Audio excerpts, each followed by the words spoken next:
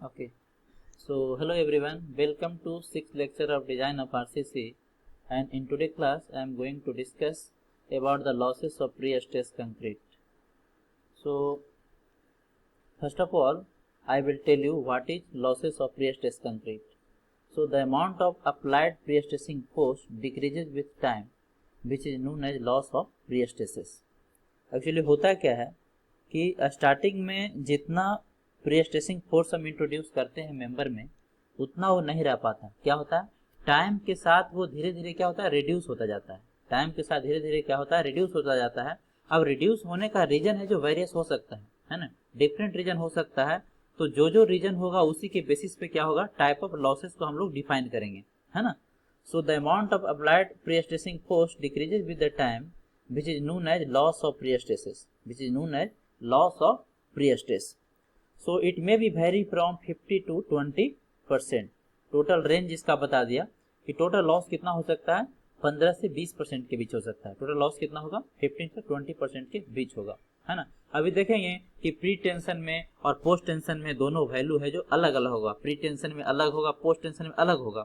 तब तक आपको गेस करना है कि ज्यादा किस में होगा, प्री टेंशन में होगा या पोस्ट टेंशन में होगा, है ना। तब तक आपको गेस करना है। अभी हम लोग देखेंगे इसका conclusion. So type of losses के बारे में बात करते हैं। Loss due to elastic shortening of concrete. पहला जो लॉस है वो क्या है, loss due to elastic shortening of concrete. Loss due to elastic shortening of concrete. So देखिए ये जो लॉस होगा वो सिर्फ और सिर्फ प्री टेंशन में होगा, सिर्फ और सिर्फ प्री टेंशन में होगा। क्योंकि पोस्ट टेंशन में क्या होता है, जब कंक्रीट हार्ड होता है तब है जो हम लोग उसको क्या करते हैं, प्री स्ट्रेसिंग का काम करते हैं। लेकिन प्री टेंशन में क्या करते हैं, पहले प्री स्ट्रेसिंग का काम कर देते हैं और फिर है जो कंक्रीट को प्लेस करते हैं। इसीलिए क्या होता है, ये प्री टेंशन में ज्यादा होता है, मतलब प्री टेंशन में ही देखा जाता है। तो पहला लॉस है वो है क्या, loss due to elastic shortening of concrete. इसमें क्या होता है, कहता है in pre tension beam, in pre tension beam, ये याद रखना है कि सिर्फ किस में होता है, प्री टेंशन में होता है। When pre-stress is transferred from steel to concrete, the concrete member gets shortened along with the steel, thus loss of pre-stress occur, है ना। loss of pre-stress occur होगा क्या, देखिए सबसे पहले आप क्या करते हैं, सबसे पहले है जो आप टेंडन को इस तरह से प्री-स्ट्रेस, इसको है जो फोर्स इसमें लगाते हैं, प्री-स्ट्रेसिंग फोर्स इसमें आप लगाते हैं, है ना। इसमें प्री-स्ट्रेसिंग फोर्स लगाते हैं। उसके बाद क्या करते हैं, कंक्रीट का कास्टिंग करते हैं, कंक्रीट का कास्टिंग करते हैं। उसके बाद क्या करते हैं, सपोज कीजिए पी फोर्स है। अब इसको आप इसको कट कर देते हैं। उसके बाद इसको क्या करते हैं, कट कर देते हैं।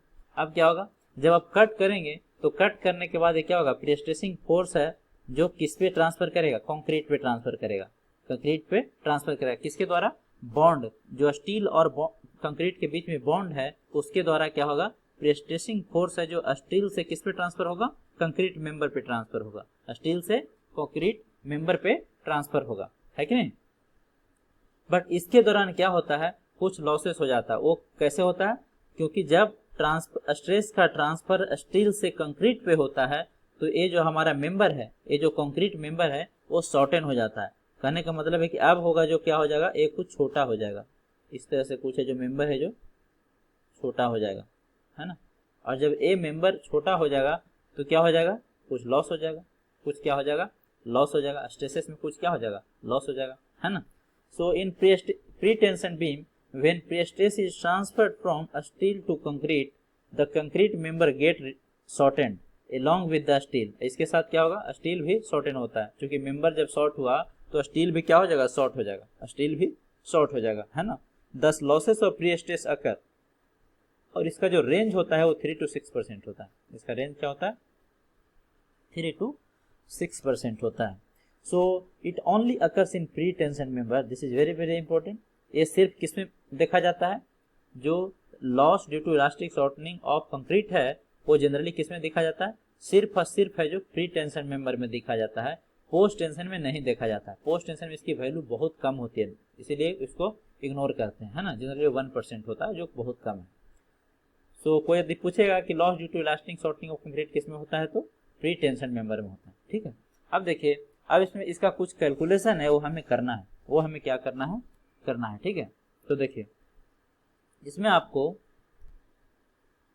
जो लॉसेस होगा उसका जो वैल्यू होगा delta loss due to elastic shortening of concrete होगा, वो होगा डेल्टा।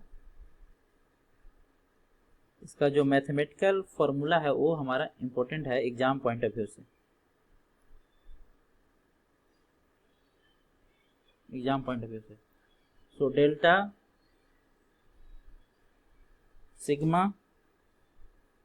सिग्मा ई, ये लॉस किस में हो रहा है? स्टील में हो रहा है। लॉस किस में हो रहा है? स्टील में हो रहा है। सो डेल्टा सिग्मा ई इलास्टिक शॉर्टनिंग है ना, elastic shortening of concrete, elastic shortening of concrete, इसी लिख देते हैं। या डेल्टा सिग्मा ई जो होगा वो आपका होगा m times of sigma C, m times of sigma C. m क्या है हियर? m क्या होता है? मॉडुलर रेशियो होता है, मॉडुलर रेशियो होता है, जिसका वैल्यू क्या होता है? ES अपॉन EC होता है, ES अपॉन EC होता है। ठीक है, ES अपॉन EC है ना, Young's modulus of elasticity of steel upon concrete. ठीक है, अब देखिए सिग्मा सी क्या है ना। मेन जो मुद्दा है, मेन जो प्रॉब्लम है वो सिग्मा सी का कैलकुलेशन है। मेन प्रॉब्लम क्या है? सिग्मा सी का कैलकुलेशन है। तो ध्यान से देखिए, जिस पोजीशन पे टेंडन है, ये आपका टेंडन हुआ, ये क्या हुआ? आपका टेंडन हुआ है ना, ये टेंडन हुआ। सो जिस पोजीशन पे टेंडन है, जिस लोकेशन पे टेंडन है, उसी लोकेशन पे हम क्या निकालेंगे? स्ट्रेस निकालेंगे, उसी लोकेशन पे स्ट्रेस निकालेंगे। तो इसको ध्यान से देखना है। यहाँ पे तो क्या वैल्यू हो जाएगा? यहाँ पे तो हो जाएगा P upon area, gross area. ठीक है, और यहाँ पे क्या होगा? ये ऊपर क्या होगा? ऊपर टेंशन होगा, क्योंकि प्रेस्ट्रेसिंग फोर्स के कारण क्या होगा? इस तरह से सैगिंग होगा, इस तरह से क्या होगा? मतलब प्रेस्ट्रेसिंग फोर्स के कारण बीम को इस तरह से करेगा, हॉक कराएगा। बीम को क्या करेगा? हॉक कराएगा। जब हॉक कराएगा तो क्या होगा? ऊपर आपका टेंशन आएगा और नीचे क्या आएगा? कंप्रेशन आएगा। नीचे क्या आएगा? कंप्रेशन आएगा। ठीक है, नीचे कंप्रेशन आएगा। तो नीचे कंप्रेशन आएगा तो क्या होगा? पॉजिटिव हो जाएगा। Let me change the colour. ये वैल्यू क्या होगा? पॉजिटिव होगा। और ये क्या होगा? ये थ्रू आउट द पॉजिटिव होगा, है ना। ये चूंकि ये क्या है? डायरेक्ट कंप्रेसिव स्ट्रेस है। P बाई ए क्या हो गया? डायरेक्ट कंप्रेसिव स्ट्रेस हो गया, है ना। और ऊपर क्या होगा? ऊपर जो वैल्यू होगा P into E upon Z T, है ना, जेड टी। और नीचे क्या होगा? P into E upon Z B. B means bottom, है ना, बी मीन्स बॉटम और T for top, T for top, Z T, T for top. Top पे क्या होगा? P into E by Z T, और ए होगा P into E by Z B, है ना, P into E by Z B. तो देखिए यहाँ पर जो वैल्यू होगा वो क्या होगा? या फिर आप ऐसे भी इसको लिख सकते हैं, इसको आप ऐसे भी लिख सकते हैं, P इसका वैल्यू है, जो दूसरे तरीका से कैसे लिख सकते हैं? दूसरे तरीका से आप लिख सकते हैं, देखिए दूसरे तरीका से क्या लिख सकते हैं? M upon I into by भी लिख सकते हैं, है ना, बाई भी लिख सकते हैं, बराबर लिख सकते हैं। M को क्या लिख सकते हैं? P into E upon I into by B. By B क्या है? बाई बी भी ई के बराबर है। ध्यान से देखिए, तो क्या इसेंट्रिसिटी का वैल्यू है? ए है जो इसेंट्रिसिटी का वैल्यू है, तो यही तो बाई बी है, डिस्टेंस ऑफ इसका। तो ये वैल्यू कितना हो गया? ये वैल्यू ई के बराबर है, ये वैल्यू ई के बराबर है। तो बाई के जगह पे क्या लिख देंगे? ई लिख देंगे, है ना। तो फाइनली जब इसको सोल्व करेंगे तो आ जाएगा P into E square divided बटा आई, डिवाइडेड बटा आई। या फिर इसी को P इंटू ई बटा जेड भी लिख सकते हैं, जेड भी लिख सकते हैं। ठीक है, अब देखिए इसको मैं सिग्मा डायरेक्ट को सिग्मा 1 बोल देता हूं, और ए जो प्रेस्ट्रेसिंग फोर्स के कारण स्ट्रेस का वैल्यू हो रहा है, इसको मैं सिग्मा 2 बोल देता हूं, इसको मैं सिग्मा 2 बोल देते हैं। तो सिग्मा सी जो होगा वो होगा सिग्मा 1 प्लस सिग्मा 2। क्यों? क्योंकि दोनों का नेचर क्या है? सेम है। दोनों का नेचर क्या है? सेम है ना। सो सिग्मा सी, अब देखिए जो आपका सिग्मा सी हो गया वो क्या होगा? सिग्मा 1 प्लस सिग्मा 2 होगी। सिग्मा 1 कितना था? P upon area, plus sigma 2 कितना था? P into E square divided बटा आई, डिवाइडेड बटा आई। अब सिग्मा सी है क्या? सिग्मा सी है आपका स्ट्रेस इन कंक्रीट। इसको बहुत ध्यान से याद रखना है। Stress in concrete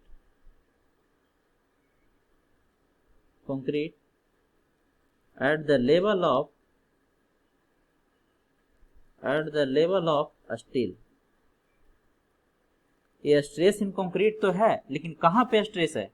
eight the level of steel, जहां पे स्टील लोकेटेड है। देखिए स्टील यही लोकेशन है, ये आपका स्टील का लोकेशन है, ये वाला आपका किसका लोकेशन है? स्टील का लोकेशन है। तो स्ट्रेस इन कंक्रीट तो है, लेकिन कहां पे है? At the level of steel, at the level of steel, है ना, at the level of steel, at the level of steel. So फिर से मेमोराइज कर लें, है ना, फिर से मेमोराइज कर लें। डेल्टा क्या हो गया? फाइनली इलास्टिक शॉर्टनिंग का वैल्यू कितना हो गया?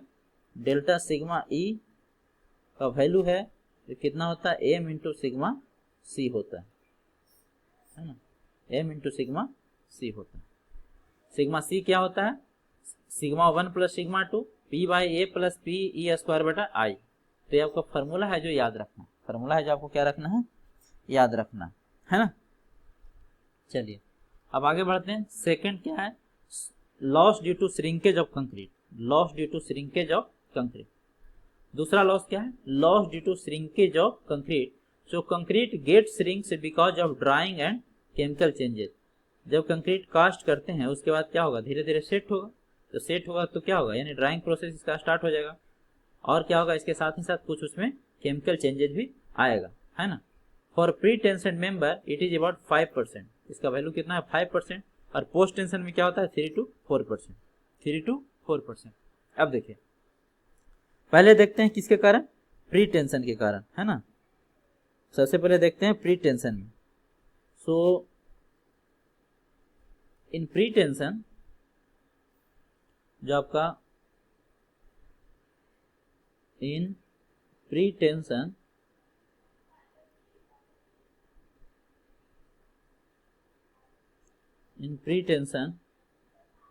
member, प्री टेंशन मेंबर जो स्ट्रेस इन कंक्रीट होता है कितना होता है? देखिए अगर हम loss due to elastic shortening की बात करें तो इसका डेल्टा सिग्मा एस एच लिखेंगे, डेल्टा सिग्मा एस एच लिखेंगे। और इसका जो वैल्यू होगा वो होगा ECH, है ना, इंटू मतलब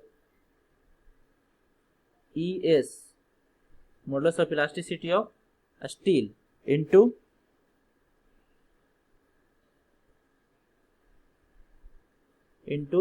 स्ट्रेन, यही तो होता है। अरे स्ट्रेस क्या होता है? Young's modulus of elasticity into strain होता है, तो ये क्या हुआ? Strain due to elastic shortening of concrete हुआ। ESH क्या है? Strain due to elastic shortening of concrete, है ना, shrinkage strain in concrete. ESH क्या है?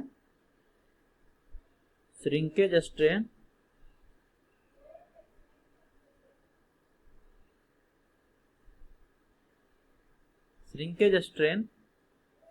इन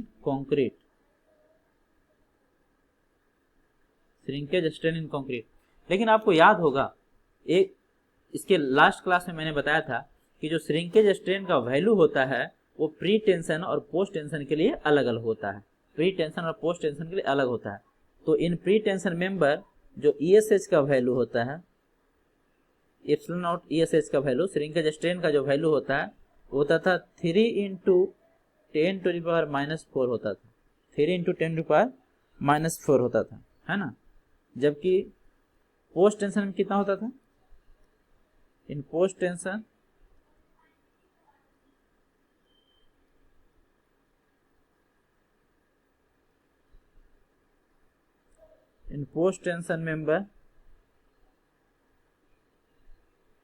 मेंबर जो एप्सिलॉन नॉट SH का वैल्यू होता है वो कितना होता था छोटू लोग, 2 इंटू 10⁻⁴ डिवाइडेड बटा log t प्लस 2 होता था, log t प्लस 2 होता था, है ना। एक पोस्ट टेंशन पे log t प्लस 2 होता था, ठीक है। तो कुछ नहीं करना, इसमें क्या करना है, Young's modulus of elasticity of steel में गुना कर देना है, सिर्फ क्या करना है, मल्टीप्लाई कर देना है ना। सिर्फ क्या कर देना है, मल्टीप्लाई कर देना है कि नहीं। लेकिन ध्यान रहे ये वैल्यू आपको याद होना चाहिए, प्री टेंशन के लिए और पोस्ट टेंशन के लिए वैल्यू क्या होना चाहिए, याद होना चाहिए, है ना। वैल्यू है जो याद होना चाहिए। ये log 10 बेस होता है, याद रखिएगा, ये log 10 बेस होता है ना।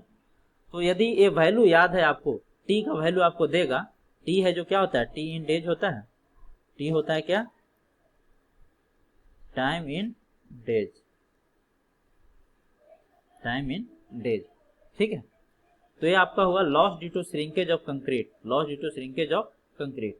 प्री टेंशन के लिए एग्जाम में पूछ रहा है कि पोस्ट टेंशन के लिए पूछ रहा है, ये किस पे डिपेंड करेगा, श्रिंकेज स्ट्रेन पे डिपेंड करेगा। श्रिंकेज स्ट्रेन का वैल्यू है जो प्री टेंशन में 3 इंटू 10⁻⁴ होता है ना, और पोस्ट टेंशन में 2 into 10⁻⁴ divided by log t plus 2 होता है ना। ये सब चीज है जो ऑलरेडी हम लोग है जो डिस्कस कर चुके हैं। Now move to the next discussion. Next discussion क्या है आपका, loss due to creep of concrete, loss due to creep of concrete. So creep होता क्या है आपको पता है, creep is the strain caused in concrete due to sustained load over a period of long time, over a period of long time, है ना। यदि लंबे समय तक लोड को आप लगा कर रखते हैं तो उसके कारण क्या होता है, परमानेंट डिफॉर्मेशन है जो मेंबर में प्रोड्यूस हो जाता है ना, प्रोड्यूस हो जाता है, उसी को क्या बोलते हैं, क्रीप बोलते हैं, है ना। So pre tension member have more creep loss than post tension. प्री टेंशन में क्या होता है, ज्यादा होता है पोस्ट टेंशन के तुलना में, पोस्ट टेंशन की तुलना में। रीजन सेम रहेगा, क्योंकि प्री टेंशन क्या होता है, pre tension member have more creep loss than the post tension member. Post tension में क्या होता है, जब कंक्रीटिंग हार्डन हो जाता है उसके बाद है उसका जो क्या करते हैं, प्री-स्ट्रेसिंग फोर्स अप्लाई करते हैं। जबकि प्री टेंशन में क्या होता है, पहले है जो आपका प्री-स्ट्रेसिंग फोर्स अप्लाई करते हैं और फिर है जो कंक्रीट है जो प्लेस करते हैं, है ना। इसका रेंज जो होगा 5 to 10% होगा, रेंज क्या होगा, 5 to 10% होगा। अभी हम लोग देखेंगे कि प्री टेंशन में कितना होता है, पोस्ट टेंशन में क्या होता है, लास्ट में जब समरी हम लोग लिखेंगे वहां पे डिस्कस कर देंगे इसको, ठीक है। सो ये हुआ आपका क्रीप ऑफ कंक्रीट के कारण। सो क्रीप ऑफ कंक्रीट के कारण जो होता है वैल्यू होता है, याद रखिए, लॉसेस जो होगा, जो लॉस होगा इसका मैथमेटिकल कैलकुलेशन मतलब डेल्टा सिग्मा सी का जो वैल्यू होगा वो होता है 5 into M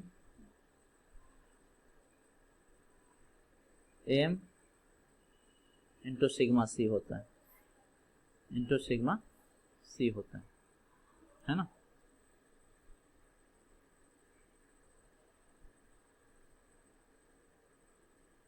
into sigma C होता है, ठीक है। अब देखिए एम आपको पता है, फाई क्या है, पहले फाई को डिस्कस कर लेते हैं। फाई क्या है, क्रीप कोफिशिएंट है। फाई क्या है, क्रीप कोफिशिएंट है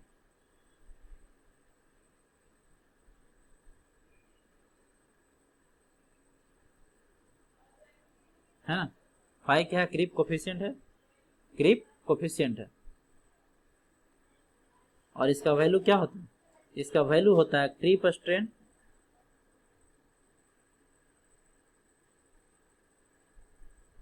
डिवाइडेड बटा इलास्टिक स्ट्रेन।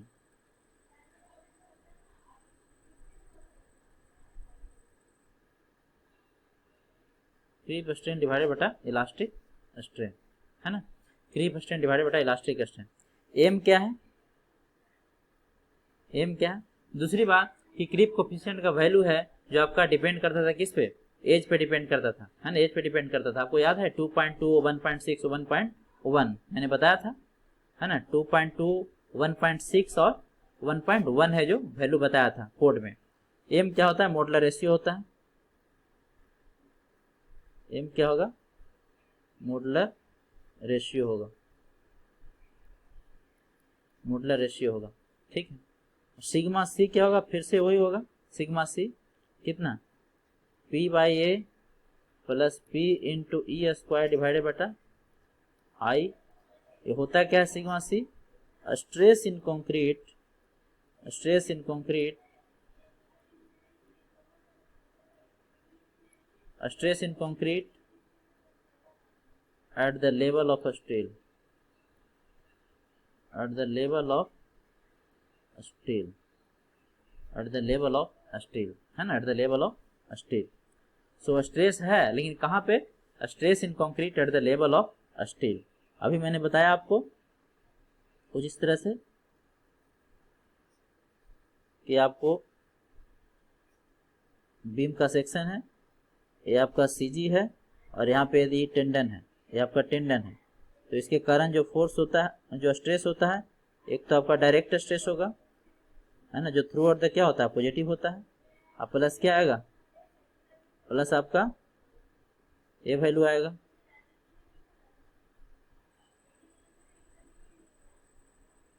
स्ट्रेसिंग फोर्स के कारण ऊपर क्या आता है, निगेटिव आता है, और नीचे क्या आता है, पॉजिटिव आता है ना। लेकिन हमें जो सिग्मा सी का वैल्यू लेते हैं वो कहाँ पे लेते हैं, eight the level of steel लेते हैं, मतलब इस लेवल पे, इस लेवल पे। तो यहाँ पर क्या आता है, पी बाई ए आता है, और यहाँ पर क्या आएगा, P into E square divided बटा आई होता है ना, आई होता है, ठीक है। और ये वैल्यू क्या होता है, इसेंट्रिसिटी होता है ई, ठीक है। तो दोनों क्या करते हैं, जोड़ देते हैं, तो ये वाला वैल्यू है जो आ जाता है ना। सो सिग्मा सी का जो वैल्यू है, डेल्टा सिग्मा सी का 5 into M into sigma C है। ये आपको याद रखना, ये आपको याद रखना है ना, ये आपको याद रखना। Now move to the next point of discussion. Next point of discussion क्या आपका, loss due to relaxation of stress, loss due to relaxation of stress. Stress नहीं होगा, स्टील होगा, ये क्या होगा, स्टील होगा, ठीक है। So loss of pre stress also occur due to relaxation of steel under constant strain, under constant strain, है ना। देखिए यदि हम लॉन्ग टर्म तक है, जो लॉन्ग टर्म की बात करें तो स्टील है जो क्या है, धीरे धीरे रिलैक्स हो जाता है, धीरे धीरे रिलैक्स हो जाता है। जब रिलैक्स हो जाएगा, रिलैक्स कहने का मतलब क्या है, उसमें कुछ है जो प्रीस्ट्रेसिंग फोर्स का लॉस हो रहा है, प्रीस्ट्रेसिंग फोर्स का लॉस हो रहा है ना। उसका रीजन अलग अलग हो सकता है, प्रीस्ट्रेसिंग फोर्स का क्या होगा, लॉस हो रहा है, तो उसके कारण जो आपका लॉसेस होगा उसी को क्या बोल देंगे, loss due to relaxation of steel. It depends on time as well as amount of initial stress applied. दोनों बातों पे डिपेंड करता है ना, टाइम और इनिशियल स्ट्रेस कितना अप्लाइड किए हैं उस पर भी ये डिपेंड करता है। रेंज है जो 2 to 8% होता है। एज पर IS 800-9080 loss occurs after 1000 hour at 20 degree centigrade. ये जो लॉस है कब स्टार्ट होता है, आफ्टर द 1000 आवर, जब आप लोड अप्लाई कर देंगे उसका 1000 घंटे बाद है जो ये आपको लॉस है जो देखने को मिलेगा, है ना, 1000 आवर्स बाद। अब देखिए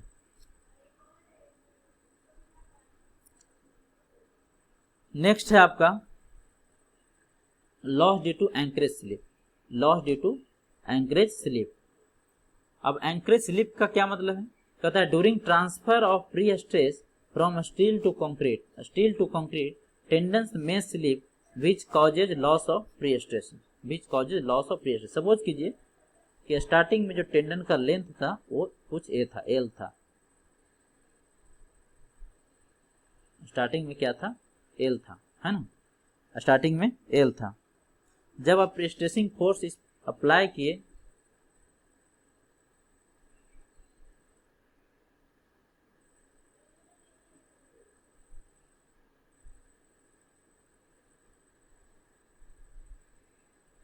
ये पी फोर्स, लेकिन जब इसको जब आप कट कर देंगे तो इसका लेंथ क्या हो जाएगा, कुछ है जो एंकरेज स्लिप के कारण छोटा हो जाएगा, नया लेंथ क्या हो जाएगा, कुछ छोटा हो जाएगा।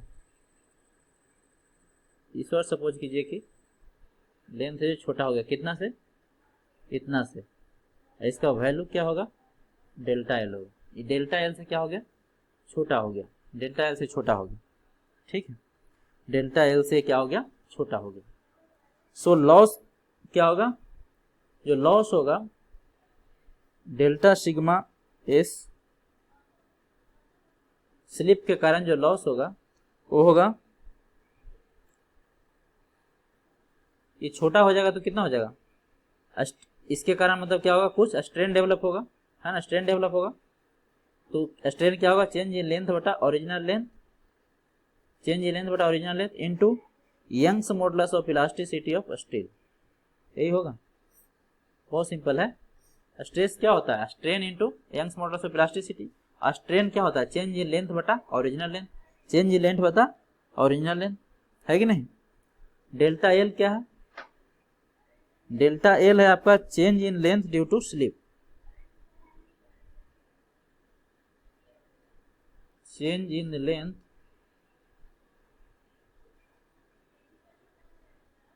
Due to slip, change in length due to slip, है ना।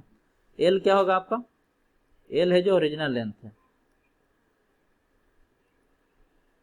एल आपका ओरिजिनल लेंथ ऑफ टेंडेंस है, टेंडेंस है, ठीक है।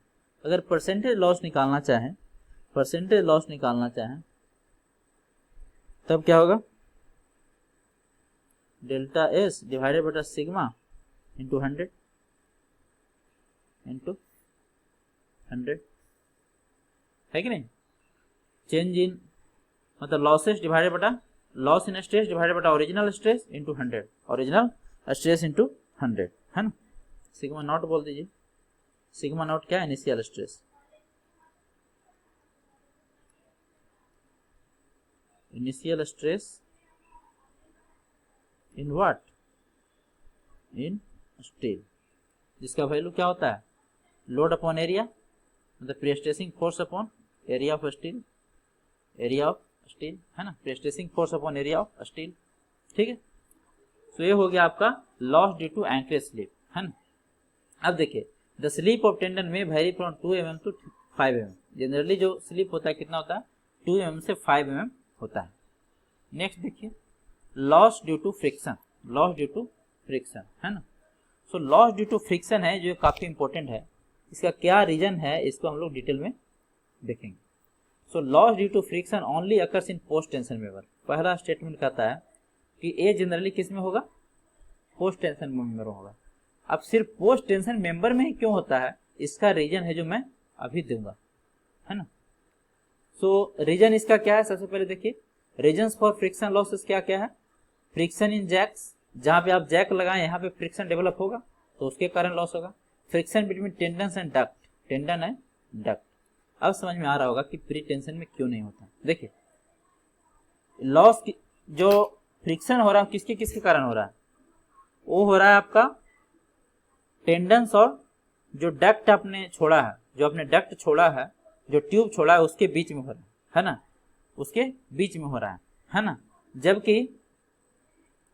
जबकि प्री टेंशन में क्या होता है, स्टार्टिंग में ही आप प्री स्ट्रेसिंग कर देते हैं, उसके बाद कंक्रीट प्लेस करते हैं, उसके बाद है जो कंक्रीट का मतलब कंक्रीट है जो प्लेस करते हैं, ठीक है। लेकिन पोस्ट टेंशन में क्या होता है, पहले कंक्रीट को प्लेस कर देते हैं और डक्ट छोड़ देते हैं, उसके बाद क्या करते हैं, उस डक्ट के थ्रू है जो टेंडेंस को स्ट्रेच करते हैं, है ना। लेकिन जब स्ट्रेचिंग करते हैं तो टेंडेंस और डक्ट दोनों के बीच में क्या होता है, फ्रिक्शन डेवलप होता है। तो उस फ्रिक्शन के कारण क्या होता है, कुछ लॉसेस हो जाता है, कुछ लॉसेस हो जाता है। क्या लॉसेस होता है उस वैल्यू का भी हम लोग निकालेंगे, है ना। बट रीजन आपको याद रखना, friction in jacks, friction between tendons and duct.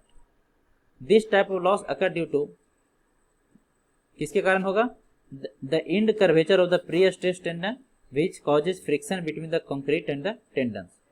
Second reason क्या है, the wave effect which cause mainly due to misalignment of ducts.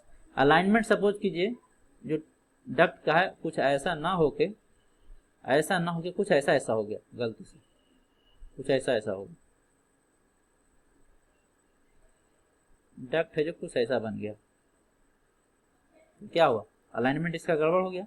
तो इस केस में क्या होगा, इस केस में डक्ट और टेंडन के बीच ज्यादा क्या होगा, फ्रिक्शन होगा, है ना। इसीलिए इसको वेव इफेक्ट बोलते हैं, इसीलिए इसको क्या बोलते हैं, वेव इफेक्ट बोलते हैं। क्योंकि डक्ट का जो फॉर्मेशन क्या है, एक वेव टाइप का है। कैसा है, एक वेव टाइप का है ना, इसीलिए इसको वेव इफेक्ट बोलते हैं।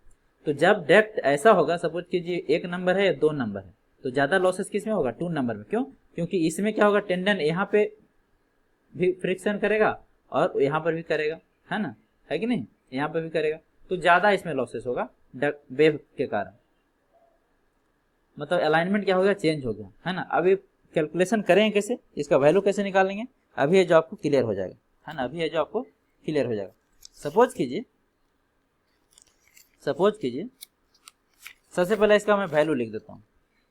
सबसे पहले मैं इसका वैल्यू लिख देता हूँ, कितना वैल्यू होगा, जो आपका इसका वैल्यू होता है Px equal to P0 into, ध्यान से याद रखना, e के power minus mu alpha plus k times of x plus k times of x। Formula बहुत बड़ा है, बल्कि डरना नहीं है। Px बराबर P0 into e to the power minus into mu alpha plus kx, है ना, मतलब k टाइम्स ऑफ x। अब देखिए P0 क्या है, P0 क्या है, P0 है आपका prestressing force at the jack end, initial prestressing बोले, initial prestressing force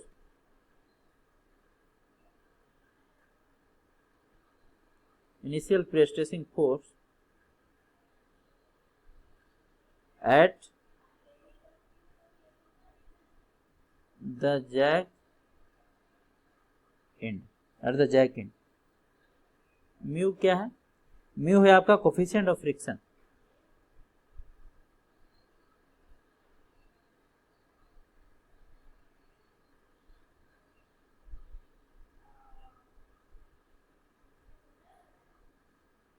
coefficient of friction between cable and duct. बहुत इंटरेस्टिंग है, between cable and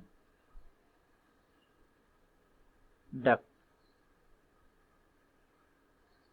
between cable and duct. इसका जो वैल्यू होता है वो 0.25 से, एग्जाम में देगा इसलिए टेंशन मत लीजिए, कंपटीशन में वैल्यू दे देगा 0.25 टू 0.55, 0.55, ठीक है ना। अब क्या बच गया, एक बच गया के का वैल्यू। के क्या है, के है आपका कोफिशिएंट ऑफ वेव इफेक्ट,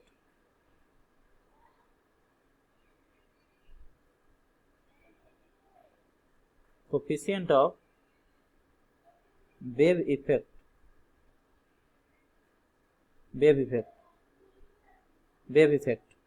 और बोबेल कोफिशिएंट बोलते हैं, और इसको बोलते हैं WOVVLE, बोबेल इफेक्ट, बोबेल कोफिशिएंट बोलते हैं इसको, बोबेल कोफिशिएंट। इसका जो वैल्यू होता है वो होता है 15 × 10⁻⁴ टू 50 × 10⁻⁴, 50 × 10⁻⁴ पर मीटर। तो याद रखना इसका रेंज, है ना, ये सब वैल्यू आपको एग्जाम में दे देगा, इसलिए टेंशन मत लीजिए, याद भी रख सकते हैं, है ना, याद भी रख सकते हैं। अब मेन प्रॉब्लम है अल्फा, मेन प्रॉब्लम क्या है, अल्फा। तो अल्फा कैसे निकालेंगे इसको मैं डिटेल में बताऊंगा, यहाँ पर देखिए, यहाँ पर क्या है, जैकिंग फ्रॉम वन एंड है, एक इंड से है जो जैक कर रहा है, मतलब एक इंड से इसको खींच रहे हैं, है ना, एक इंड से खींच रहे हैं, ठीक है। तो देखिए अल्फा करने के लिए क्या करेंगे, अल्फा का वैल्यू निकालने के लिए आप जहां पे जीरो आपका टेंजेंट है, जीरो स्लोप है, वहां पे आप टेंजेंट ड्रा कीजिए। जैसे यहाँ पे देखिए मिडिल में क्या है, जीरो स्लोप है, तो यहाँ पे टेंजेंट ड्रा किए, और इनिशियल लेवल पे टेंजेंट ड्रा कीजिए, यहाँ पे टेंजेंट ड्रा कीजिए। ये दोनों क्या होगा, यहाँ पे कुछ एंगल का फॉर्मेशन करेगा, यहाँ पे क्या करेगा, कुछ एंगल का फॉर्मेशन करेगा, वही क्या अल्फा है। अब इस अल्फा का वैल्यू देखिए कैसे निकालते हैं, है ना। पी एक्स क्या है, पी एक्स छूट गया ना, पी एक्स देखिए, पी एक्स है प्री-स्ट्रेसिंग फोर्स, जहां पे आप निकालना चाहते हैं, जिस लेवल पे आप लॉस ड्यू टू फ्रिक्शन निकालना चाहते हैं वहां पे प्री-स्ट्रेसिंग फोर्स है ना। जैसे देखिए यहां से एक्स डिस्टेंस पे निकालना चाह रहे हैं, यहां से कितना डिस्टेंस पे, एक्स डिस्टेंस पे निकालना चाह रहे हैं, एक्स डिस्टेंस पे निकाल रहे हैं, तो इसीलिए इसको क्या बोल दिए, पी एक्स बोल दिए। मतलब force at distance x, force at distance x from the jacking and, force at distance x from the jacking and, वो क्या है, पी एक्स है ना। पी एक्स क्या है, कहाँ पे, कहाँ का प्री-स्ट्रेसिंग फोर्स है, एक्स डिस्टेंस दूरी पे, एक्स डिस्टेंस दूरी पे, ठीक है। तो इसको लिख लेते हैं, पी एक्स है आपका pre-stressing force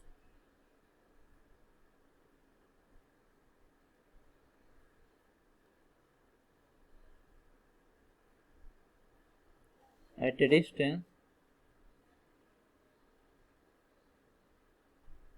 x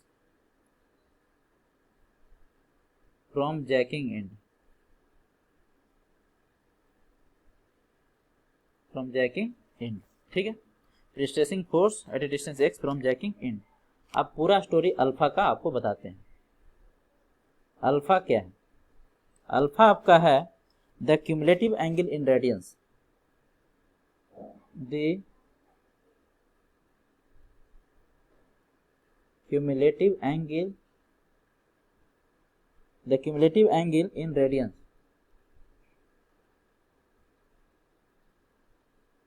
in radians, radians through which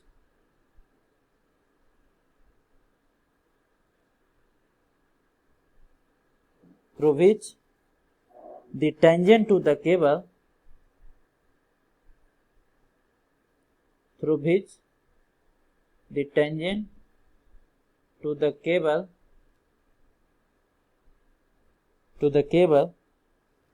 profile has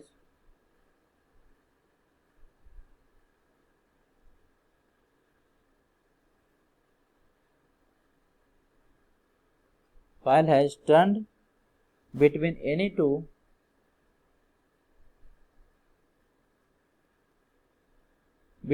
two points। इसका मीनिंग क्या है उसको मैं समझाता हूँ, between any two points under consideration, under consideration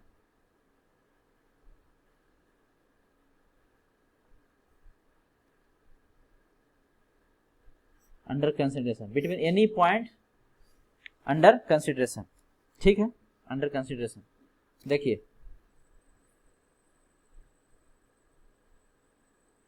suppose कीजिए एक और बच गया ई क्या होगा, ई का वैल्यू तो आपको पता है 2.718 होता है, 2.718 होता है, ठीक है।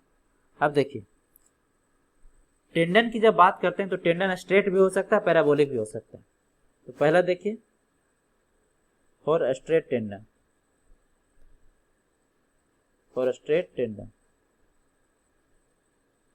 स्ट्रेट होगा कैसा होगा, ये बीम हो गया है ना,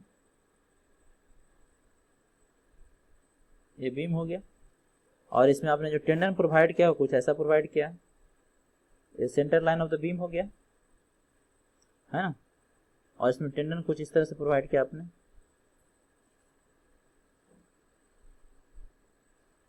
यहां से यहां तक ये आपने टेंडन प्रोवाइड किया, ठीक है।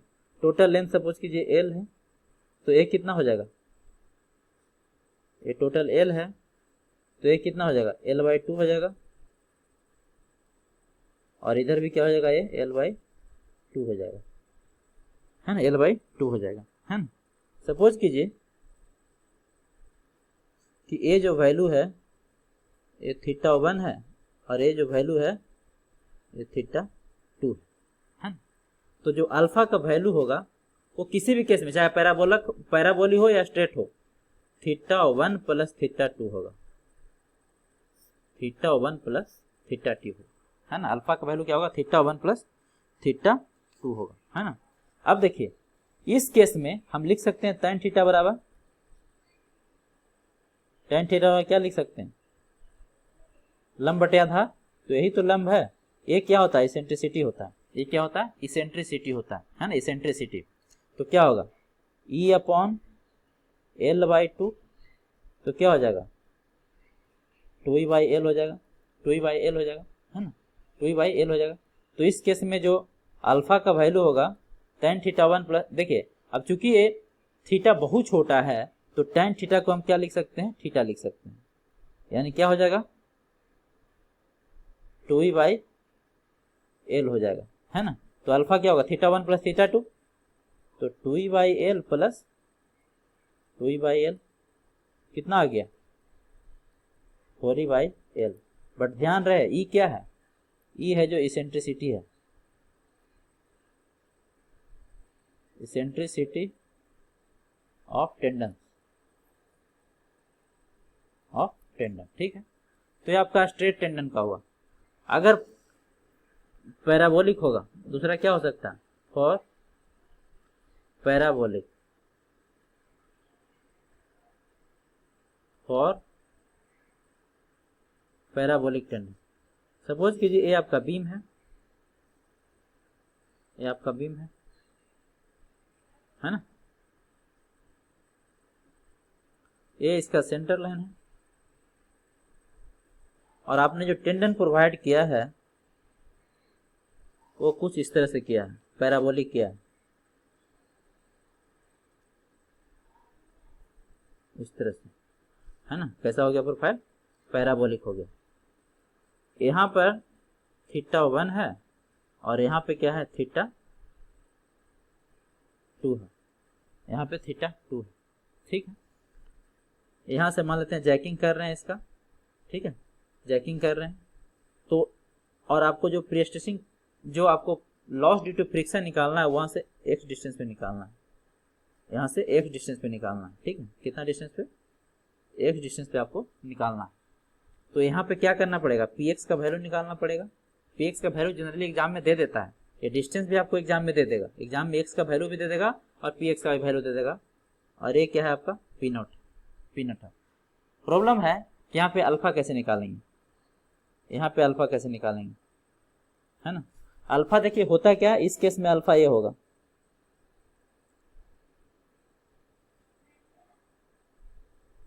ए अल्फा होता है ना, ए अल्फा होता है। यहाँ पे देखिए इसको टेंजेंट खींचिए, यहाँ से टेंजेंट इधर खींचिए, ए वाला जो वैल्यू हो गया यही आपका अल्फा होता है। मतलब टोटल एंगल में चेंज कितना हो रहा है, ये वैल्यू आपका क्या होता है, अल्फा होता है, जिसका वैल्यू क्या होता है, theta 1 plus theta 2, theta 1 plus theta 2, है ना। सो पैराबोलिक के लिए जो आपका देखिए स्लोप, ये क्या है, स्लोप है ना, तो स्लोप का जो फॉर्मूला होता है, स्लोप क्या होता है, tan थीटा होता है, और इसी को क्या लिख सकते हैं, dy बाई डी लिख सकते हैं।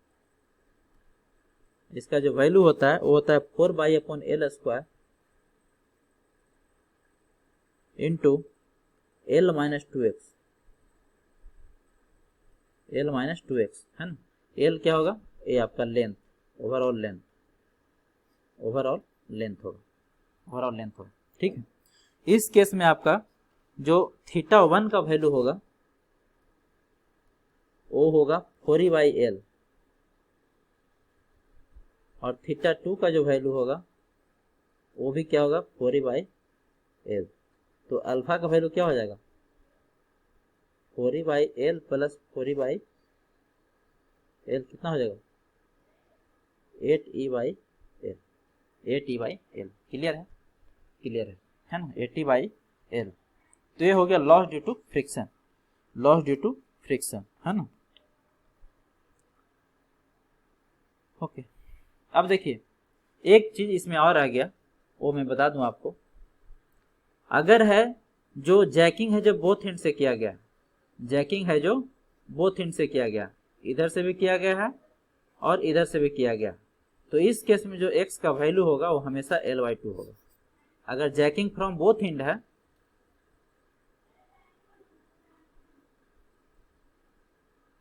जैकिंग फ्रॉम बोथ एंड यदि है, तो इस केस में x का वैल्यू क्या होगा, L/2 होगा। x का वैल्यू कितना हो जाएगा, L/2 हो जाएगा। ठीक, अब देखिए अभी तक जो हम पढ़े हैं उसका समरी क्या है। समरी क्या है, लॉसेस है जो प्री टेंशन में और पोस्ट टेंशन में डिफरेंट है, अलग अलग है। प्री टेंशन में टोटल का सम होता है, टोटल लॉस का यदि जोड़ दें तो 18% के अप्रॉक्स होता है, और पोस्ट टेंशन में यदि टोटल लॉसेस को जोड़ दें तो 15% के बराबर होता है। अब प्री टेंशन में कौन कौन होता है, elastic deformation due to concrete, elastic deformation of concrete, या फिर इसी को बोलते थे इलास्टिक शॉर्टनिंग बोलते थे। इसी को क्या पढ़े अभी, elastic shortening, elastic shortening of concrete, इसी को तो बोलते हैं। ठीक है, कितना वैल्यू होगा, 3% होगा। Relaxation of stress in steel 2% होगा, श्रिंकेज ऑफ कंक्रीट 7% होगा, क्रीप ऑफ कंक्रीट 6% होगा। इस सब को यदि जोड़ा जाए, तो इसका वैल्यू आता है 18% के अप्रॉक्स, 18% के अप्रॉक्स।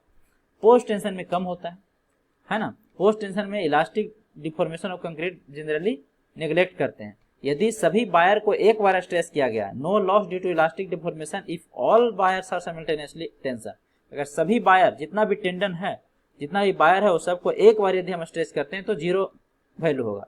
लेकिन यदि 1 by 1 करते हैं तो इसका वैल्यू 1% होता है। Relaxation of stress in steel 3% होता है, श्रिंकेज ऑफ कंक्रीट 6% होता है, क्रीप ऑफ कंक्रीट 5% होता है ना। इस सब का वैल्यू यदि हम जोड़ दें सबका, तो ये करीब 15% के बराबर होता है, 15% के बराबर होता है। ठीक है, so this is all about today session.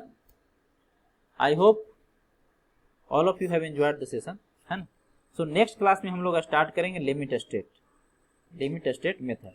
अब है जो चैप्टर आपको बहुत तेजी से एंड होगा, जल्दी जल्दी खत्म होगा। ठीक है, तो अगला स्टार्ट करेंगे क्या, लिमिट स्टेट, उसमें फिर डिजाइन देखेंगे सिंगली बीम का और डबली बीम का। ठीक है, so thank you for watching, all the best, जय हिंद। मिलते हैं नेक्स्ट क्लास में एक नए यूनिट के साथ। So once again thank you for watching, all the best, जय हिंद। आप अपना फीडबैक है जो कमेंट सेक्शन में जरूर लिखें।